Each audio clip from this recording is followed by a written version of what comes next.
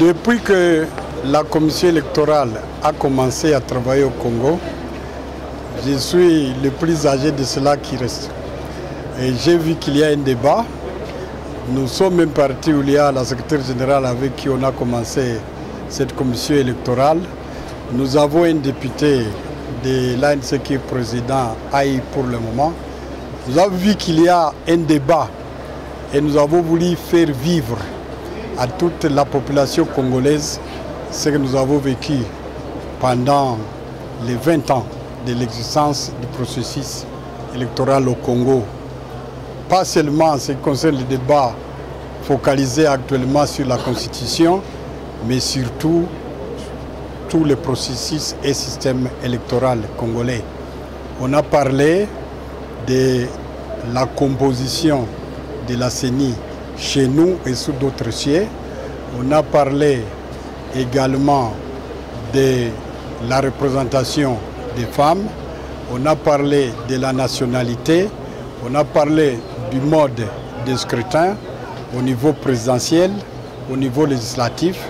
Et en venant ici même, toi-même tu étais focalisé sur le présidentiel seulement. J'étais démontré qu'on a déjà connu les deux systèmes au Congo. Kasavubu a été élu au suffrage indirect. Aujourd'hui, nous sommes au suffrage direct. 2 tours en 2006, un tour depuis 2011. Et tout ça sont des changements des systèmes électoraux et même de la Constitution elle-même. Mais il y a des innovations que veut amener l'ANC. L'ANC n'est pas d'accord qu'on puisse continuer avec le moratoire sur la nationalité qui a été mis en place à l'Assemblée nationale en 2007.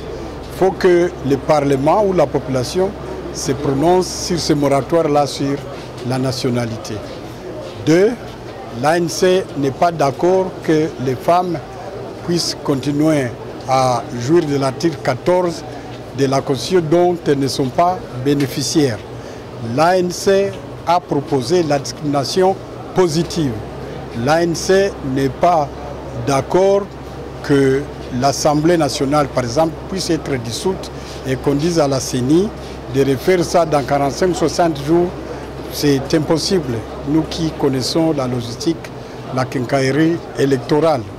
L'ANC a proposé également que les gens aillent dans cette réflexion. Et c'est ces documents que nous amenons et celui qui sait qu'il a des éléments contradictoires qui nous les donne. Parce que tout est discutable pourvu que les pays soient élevés en haut. J'ai posé la question par exemple sur la rétrocession, qui a déjà eu une rétrocession de 40%. À quoi bon de continuer à mettre ça dans une constitution qui n'est pas donc d'application, un article comme ça.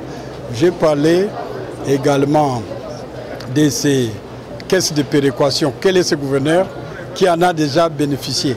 Voilà autant d'éléments et les gens se focalisent seulement sur un élément, la présidentielle. Elle aussi, c'est l'article 5 de la Constitution, parce que même en venant ici, vous ne connaissez pas les contenus de l'article 5. Vous connaissez seulement 228, 218, 219 et 220. Vous voyez que l'article 5 balaye tout ça.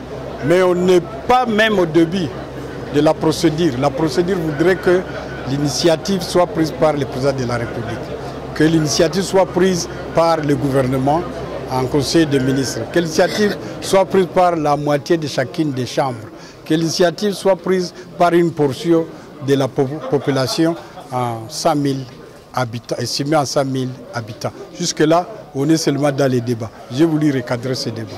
Le parti ANC est d'accord avec les réformes institutionnelles, constitutionnelles et les réformes électorales.